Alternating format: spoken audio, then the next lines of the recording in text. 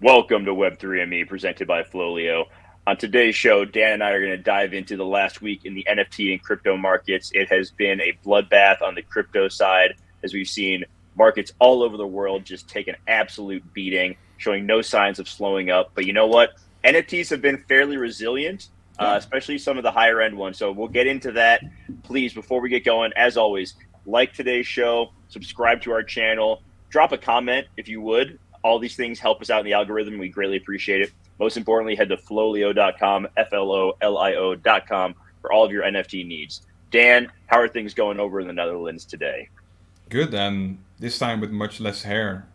I'm Yeah, sitting here because I tend to be quite reluctant to go to the hairdresser or the barber or however you want to call it. Today I just hit the onion, so I'm ready to go. I I'm love it. I juiced think up. it's I think it's great, man. Looking fresh.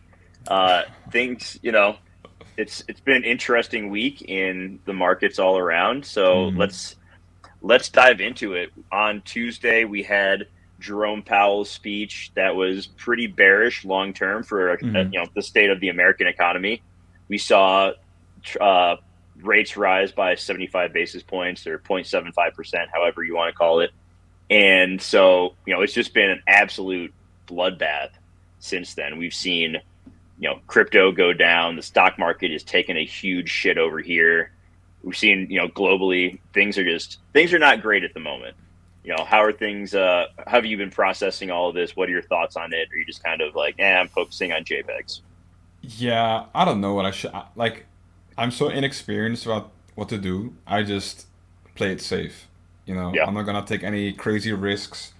I was thinking about I was thinking about maybe swapping more of my NFTs into USD and then rebuying ETH at a later time, but I don't know where it's gonna go. Some people say, yeah, it's gonna go down to 500.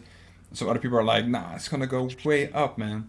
So I'm just like, I'll just play it safe. I'll just trust in my little JPEGs and maybe USDC or whatever. I'll see. I'll see. I think that's smart. Like, I've been investing for quite a while, and I don't day trade at all. Like, Yeah. that's just not my area.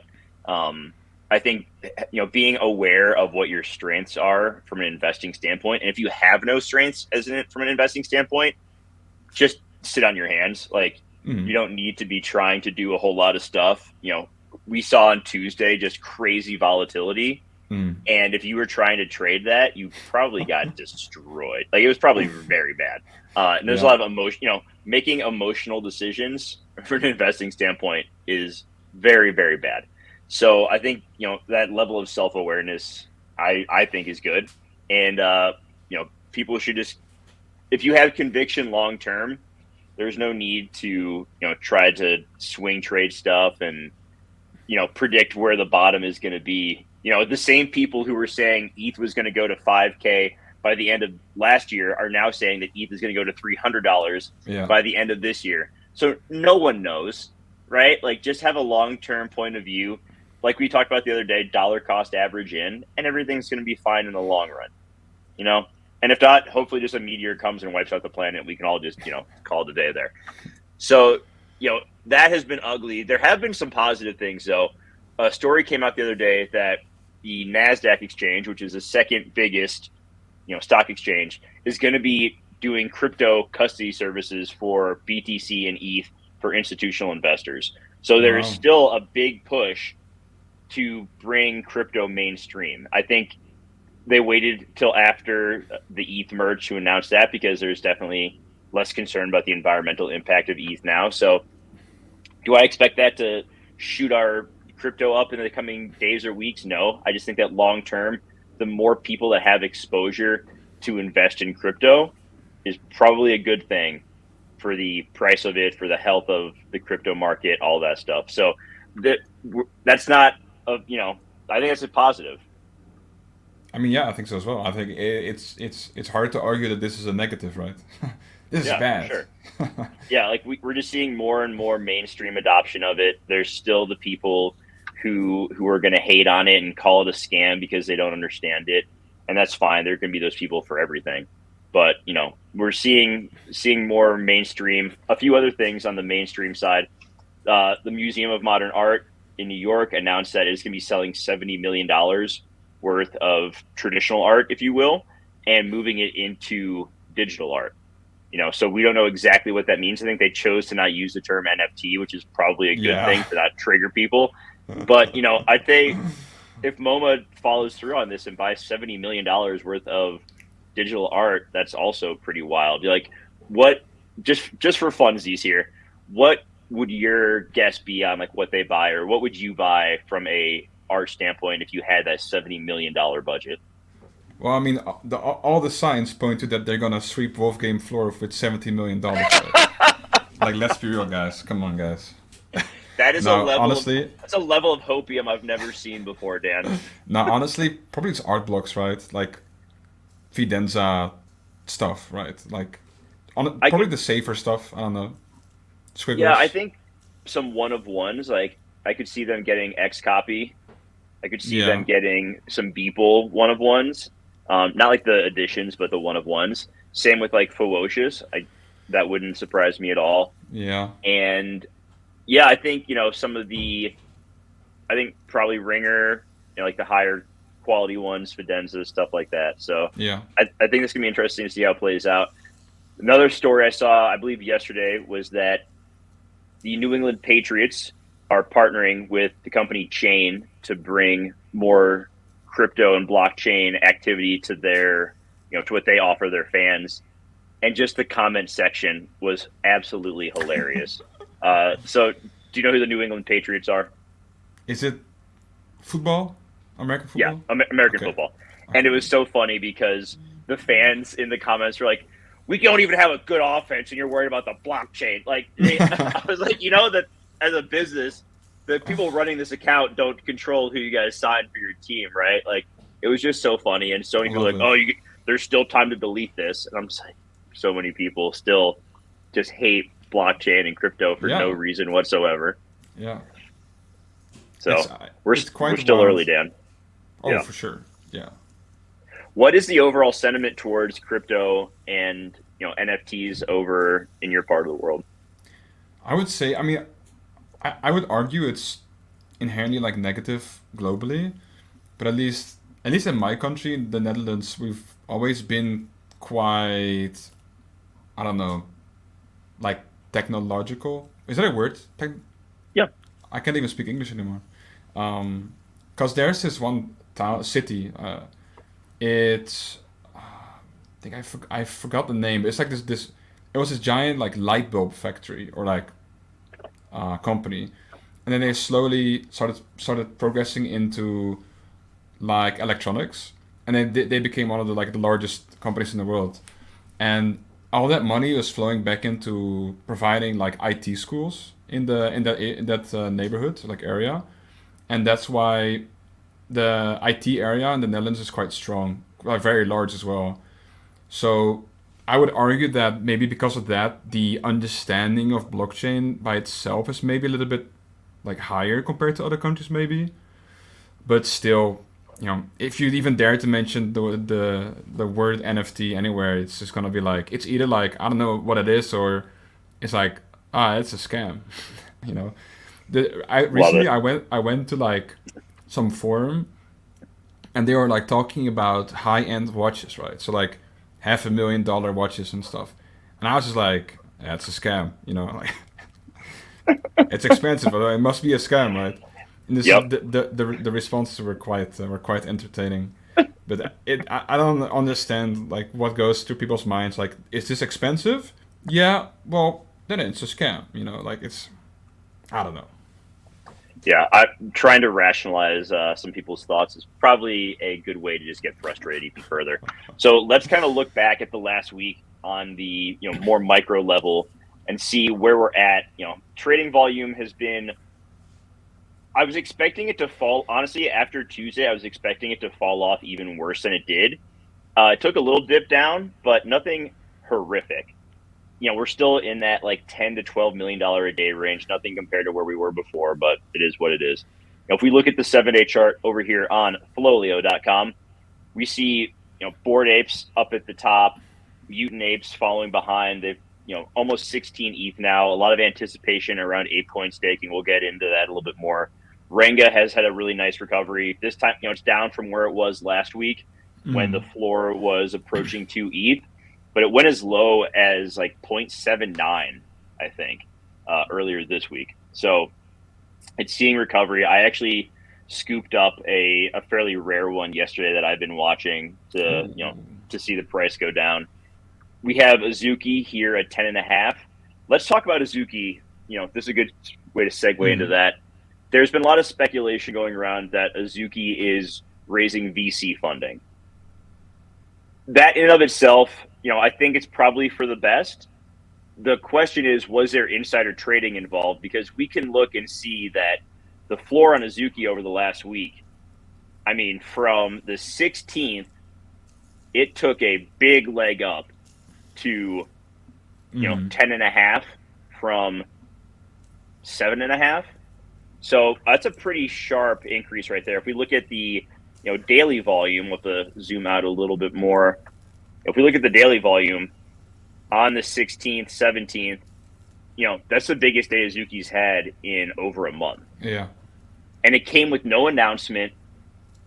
So, I'm not one to, because have always been like the Bored Ape Yacht Club speculation of insider trading. So I'm not going to accuse other people of stuff, but maybe it's a coincidence, maybe it's not. Do you have any thoughts on Azuki? And then we can kind of get into what the rumors have been too. Yeah, I'm not sure. It's always hard to say.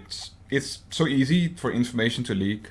Like there's so many parties involved. Someone has a daughter or son or a wife, a husband, and sometimes it can just kind of slide between the cracks, and information gets out maybe, and then once it's on Twitter, and then it's just we go crazy.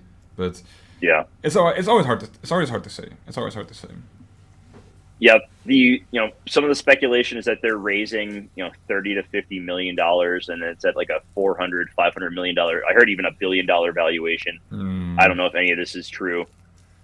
Seeing a lot of the bigger holders come in and sweep, because you have to imagine if anyone's going to have insider information, it's probably going to be people who have a larger stake in the project. Like they have more access to the team based off of how much they've invested into it. So it wouldn't shock me.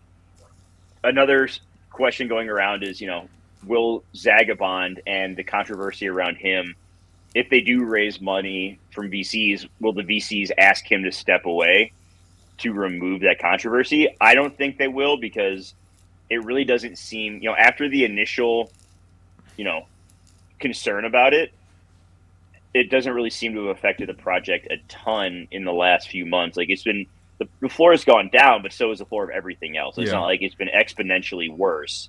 It's tracked with the market as a whole. So I don't think that they're going to be like, oh, you have to get rid of Zagabond if you want us to back you. That's a question. I wonder. Maybe it's part of the deal. Maybe it's not.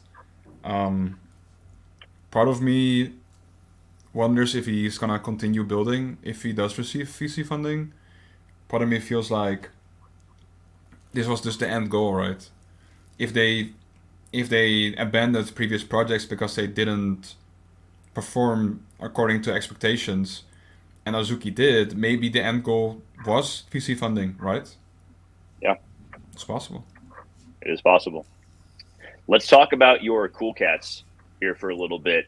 Big announcement the other day. Their new CEO. Why don't you take it over from here? Yeah, so it was a pretty big announcement. They, according to rumors, right? Everyone, all Twitter, all Discords were talking about, oh, the next town hall we might see a CEO announcement, and it turns out to be true. They did it quite quickly in the town hall. It was just like, hey, big day, and they were like, yup, yeah, big day today, and took them 5 minutes, and then they called on Stephen Teglas, a pretty hard name, I guess, Teglas, Stephen, and he was the vice president at Disney in regards to licensing, retail sales, marketing, and business development for 25 years. 25 years, and he went over the really big brands, like he mentioned, Mickey Mouse, Frozen, all those types of brands, and it's pretty interesting to have someone like that at an NFT project, and it didn't affect the floor too much. Like it's quite odd that it didn't. It did go from like 2 ETH to 2.95 or something, but I expected there to be more of a response to this because it's not just like I think I would argue that this is more impactful than having like a CEO of Billboard or something, you know. Um, and then they were also ex Warner Bros and ex Recur, and Recur is a pretty large NFT brand, I suppose. And they were also doing the licensing at Warner Bros as a senior vice president, and then in at Recur they were president of no, they were just like president, just in general, I suppose, and also head of brand partnerships. So it's a pretty big track record, and you know, almost 2 years in Web3 as well. So it's not someone that's unknown to the space, which is really nice to see. Yeah, I think the floor went from like 2.8 to 2.95. I'm not surprised that it didn't go crazy. Like I think this is one of those it's going to pay off in the long run. It's Mm-hmm. there was already, people were expecting a new CEO. Yeah, And maybe because he is not a, household name or well-known name, it didn't move it quite as much, but if you look at Recur, throw out the fact that like some of these projects they've dropped, like the Hey yeah, Arnold and Rugrats, the floors have gone to shit. But no, they never said that they were supposed to be like some sort of utility NFT. You weren't going to get licensing for a Nickelodeon NFT. It's just a collectible. mm-hmm. But if you look at what he did, bringing on all of these brands to partner with Recur, which is totally unproven, Yeah, like it's, in my opinion, that's very bullish for Cool Cats long term, as far as the exposure that this guy can get for the Cool Cats brand and expanding it out into multiple avenues. Because we've talked about, how family and kid friendly Cool Cats is, and that you should not underestimate the value of, a cute PFP project that has mass appeal. Like that would be a bad idea to sleep on that. So I think that, the price move a lot right now, no. But is it good for it long term? I have a hard time seeing a reason that it isn't. Not yeah. financial advice, do your own research, all that stuff. Not saying you should go buy a Cool Cat. I just think that there's room for the Cool Cats to continue to expand. Yeah, I mean, definitely agree. And then one of the things he mentioned in the town hall was that he was definitely going to focus on tying everything together, the cool pets and the I'm forgetting something, but the cool cats, the cool pets, and I guess maybe milk as well. But in general, the all these assets are kind of not really connected. You know, they're quite, I guess, untied in the grand scheme of things. And the game was a bit of a flop. Like I don't think too many people actually play it. I personally couldn't care less. So I hope he ties everything together. Maybe give some more utility to the cool pets as well. And yeah, we'll see. But one thing that's kind of like kind of weird is that if they announce like, oh, the new CEO is like Jay-Z or something, then the floor would have gone like way higher, right? And that's the part of me that goes like, NFTs sometimes, man. But like again, I mean, floor isn't everything, right? Like you mentioned, the long term growth is definitely the aim here, and that's something he banged the drum on as well.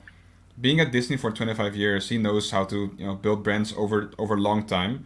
Doesn't matter what you're gonna do, or it doesn't matter what the company is gonna be like in a year. Like 10 years is the goal, right? 25 years is quite a long time, and that's definitely where the goal is. It's not like because they can do a bunch of stuff to raise the floor right now. Be like, oh, we partner with this, we partner with that, we partner with this. Look at us, but it's not gonna do anything, right? It's gonna raise the floor. It's just kind of whatever. So hoping for some nice long term growth, some amazing household namerism, some everyone knows who Cool Cat is. That's the future I'm hoping for. Only got one, but wish I had more. But oh well. Yeah, the part about people acting irrationally is just a reminder that this market is still beatable and is still very profitable if you have patience, if you're willing, if you have conviction in some of these projects and you're willing to, not be scared off by short-term price fluctuations. Like Yeah. people, when we see it, I mean, there's an example every week of people FOMOing into a project and then getting scared and selling at a loss because they didn't really have a thesis behind their bet. They just like started throwing money at what everyone else was throwing money at, and they got caught up in hype. So, I mean, we're beating a dead horse at this point. I was talking about not FOMOing into stuff, but it Yeah, still needs yeah. to be said as a reminder because it's still a problem in the world of NFTs.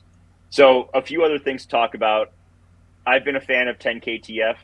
We did that. I did a video about it last night. They released the final part of season 1 of 10KTF, where it was the kaiju going up against Wagmi-san to save New Tokyo.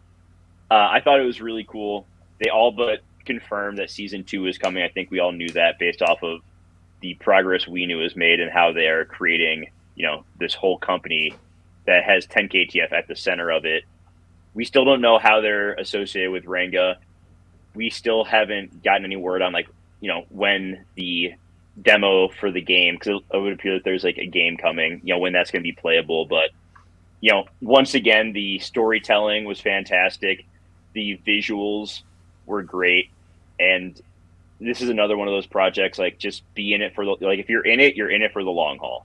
There's no reason to try to flip any 10KTF stuff unless I should take that back. If they go quiet for a while as they get ready for season 2 and people panic and sell stuff at a loss, maybe that's an opportunity to acquire some 10KTF stuff for season 2. But for the most part, I'm holding a lot of 10KTF assets, and I have no intentions of selling any of them. Yeah, I think it's like a similar like investment opportunity, like such as the other side, for example. Mm-hmm. It's just that if you buy now, it's hard to expect like a return in a week or like 2 weeks. It just takes a lot of time, especially with like Think ETF, the other side, projects like those. Just if you buy, expect at least like go into the project expecting that it's gonna take some time. It's not something that has like huge like fluctuations or anything. For sure. Let's get into. We're going to talk about use for a second here. The Solana project, part of the DeGods ecosystem. And this is, we're coming up on 3 weeks. This Sunday will be 3 weeks from the mint. They still haven't revealed. There's still no announcement of when it will reveal. The floor is still holding very strong on these. I don't own a Ute. I don't own a DeGod. So, take my opinion for what it is, but I think it's pretty ridiculous that they haven't revealed these yet.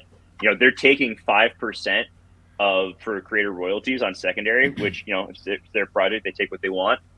That's, so far, last I checked, that was about $650,000 they've made in secondary royalties over the last 3 weeks after selling out the project for multiple millions of dollars. So, Frank, the head of DeGods, if you will, he was just talking so much, he was very arrogant about everything that DeGods was going to do and how Utes was going to reveal soon, and it's going to be this great project, and they were going to overtake Bored Ape Yacht Club. So far, last I checked, it didn't take any time. It didn't take 3 weeks for any BAYC stuff to reveal. It's just been an absolute. I think it's kind of a joke, quite honest. Like, I get that they raise money, and I'm sure that Frank's a smart guy, but one thing that I've always been bullish on with BAYC was the leadership behind it and how they always underpromised and over-delivered. And this 23-year-old kid, Frank, who's running DeGods, does not seem to have picked up on any of that, and is just had overpromised and is under-delivering like crazy. Yeah, I mean, whenever a project takes longer than like a few days to review, I immediately become kind of turned off. I mean, they said they was gonna release reveals somewhere end of September, I believe, but if it still hasn't been announced, I doubt that's gonna happen. So it's safe to assume it's gonna be somewhere October, and then it's still like, well, if they don't announce anything, maybe November. Like, it's odd, and I think it's like you have to be originally. Okay. Originally I thought they said like 24 to 48 hours after the mint is what I thought. That's very possible, and then I think they announced like, oh yeah, we're gonna like upgrade the art or something weird, like you deserve more as holders or something weird, and then they announced somewhere in September, and I mean right now it's the 23rd of September. There's not many days left, so You mean? I mean, I assume they announced like a week prior. I doubt they're gonna be like, "Oh, guys, reveal is gonna be in 2.5 hours, boys." Don't expect it. I mean, I could see them being like, "Hey, reveal in 24 hours," kind of a thing. I Yeah, don't know if they'd really do like a full week, but it's still, nonetheless, it's going to be at least 3 weeks from mint that the reveal yeah, happens. I doubt it happens this Sunday. I just think that's a bad look. I don't think that's like an insurmountable, like, oh, you shouldn't believe in them at all. I just think it's a reminder that when you're looking at some of these things, projects that are really hyping the community up and trying to drive a ton of FOMO from, like, it's one thing if people who support the project are like getting hyped up about it. It's another thing if the team is hyping people up. Like, I think yeah, that's problematic yeah. I mean, it sets expectations, which can be good or bad. Definitely depends. for sure. A little bit of news out of the ApeCoin and Bored Ape Yacht Club ecosystem. It was announced that ApeCoin staking will begin October 31st. They said give or take a week based on testing of the platform. There was supposed to be a Twitter Spaces yesterday. They had to cancel that, but they did announce the launch of the staking platform. There's been a lot of discussion on Twitter, in Discords about, ApeCoin staking is just the same as every other DeFi protocol staking, and it's just a Ponzi, and the coin is going to go to zero, and the Yuga assets are going to crash because they're tied to the coin. And I put this on Twitter earlier. I have a hard time with anyone saying that ApeCoin is going to fail because other DeFi protocols failed. Like, I'm not saying that ApeCoin is going to for sure succeed and that staking is a great idea. I'm just saying that the people whose main reason for why it's going to fail is that other projects have, other staking has Yeah, failed it in the doesn't. past Yeah, is very, very lazy analysis. And some of these people who have a very big platform, I think it's pretty irresponsible on their part to just say, oh, this is going to fail because other stuff failed and I'm selling, and, you should sell all your Yuga stuff. yeah, and I'm not sure if the assets are tied to the coin at all. Like in general, I mean, Cool Cats, the token of Cool Cats went to zero, essentially, and I don't Mm-hmm. think the Cool Cats dropped because of the token. No. Yeah, I don't know. I mean, if the other side fails, and then the token also fails because there's no utility bound to it, then I can see that the assets are gonna drop as well, but not because the token failed or something, just because their ecosystem is kind of looking like a joke. But Yeah. yeah, If we look at, the biggest, maybe the biggest Ponzi, there are a couple of big Ponzi's over the last few years, but Olympus DAO and their own token, was doing like, they were saying like 10,000% APR for a little bit. And I like, being an idiot at the time, well, you could argue I still am, jumped into that for a hot second. I was like, wait, this is stupid. Why am I doing this? And got out. And, comparing ApeCoin to that, I think is ridiculous. Like, between some of the brand partnerships that Yuga has announced with having We New Labs using ApeCoin as their currency for all the stuff they're doing, like, they've shown that there's more to ApeCoin, the use cases of it, than just staking it to earn more of it. yeah, Like, they're doing other things. It will be involved in other side. Yes, that is down the road. I get that. But I think just saying that, inherently, like, oh, it's staking, so it's going to fail, is pretty stupid. And also the argument that I see that is just so played out is, if you don't know where the yield is coming from, you are the yield. Well, we do know where the yield is coming from. From day one, back in March, if you would have looked at the website, it showed how much ApeCoin was being held back from the pool yeah, for staking protocols that were to come. So that's where the yield, like, and maybe I'm wrong, but like, we've known, if you've been paying attention, we've known that, like, hey, here's how much ApeCoin is allocated. Here's how much you're going to be able to get from staking it. And that's really it. Like, I don't know. yeah. Maybe I don't know what I'm talking about. I don't think anyone knows what to talk about this way. It's like, no, my made up numbers are better than yours. No, I'm kidding.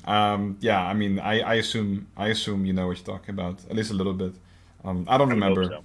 I think I vaguely recall what you're talking about though, in terms of the like withholding the like a certain amount for other staking protocols.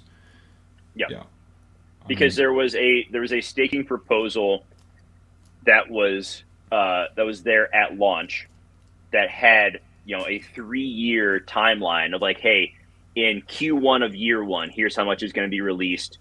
through staking, Q2, Q3, on into the second year, the third year. Mhm. And that was shot down initially because there was no cap on the amount of ApeCoin that could be staked. It was rewritten with the same amounts, but a staking cap, which is what everyone wanted.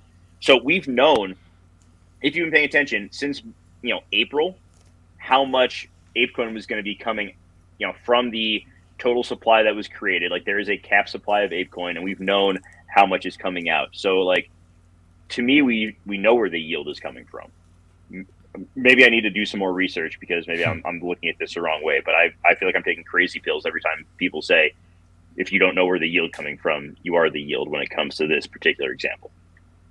Yeah, but I mean, if other projects fail, then this one's gonna fail as well, right? So it's a scam. 100%, 100%. Yeah, it's. I feel like we're seeing some capitulation on Twitter.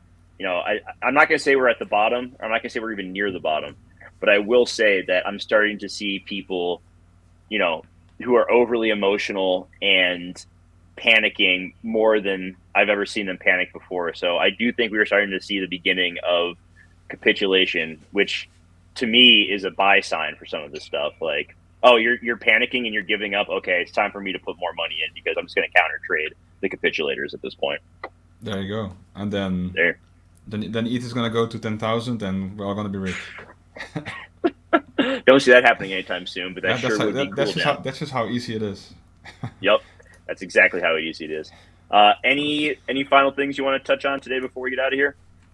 Yeah, I want to touch on a little thing I forgot to mention at the Cool Cats. They also minted a comic, which is both a physical and a digital asset. So currently it's unrevealed, and there's going to be like multiple editions.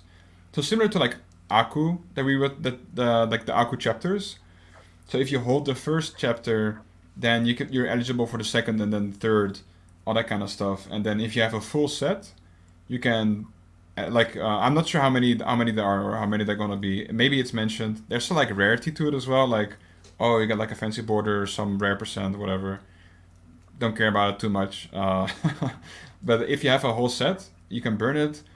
And then you can have some exclusive reward. They haven't mentioned what because it's still like a surprise, of course.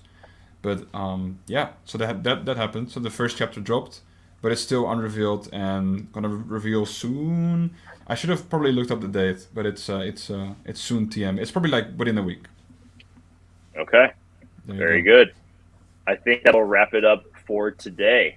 We'll be back next week talking NFT market. We should have an interview or two as well, so looking forward to those. Dan, any plans for the weekend? Is there an F1 race this Sunday? No, next week. Next week, okay. Unfortunate. Have to wait a whole week for some racing. All right. Well, we'll survive. We'll make it through. Yeah. I mean, I have American football over here, which is, I like F1 and all, but I love football. So I got a weekend of watching football on tap. So How American definitely of you. looking forward to that. It's so American of me. It really is. Nothing better than beautiful fall weather. I'm sitting inside watching grown men hit each other on TV. Perfect. So, there's that. So for Dan, thank you, first off, everybody, for watching. Please like, subscribe, head to FLOLiO.com. If you do those three things, I will love you forever. For Dan, for the rest of the team at FLOLiO, I am Jeremy. Thank you for watching, everybody. Have a great weekend. We will see you next time. Bye bye.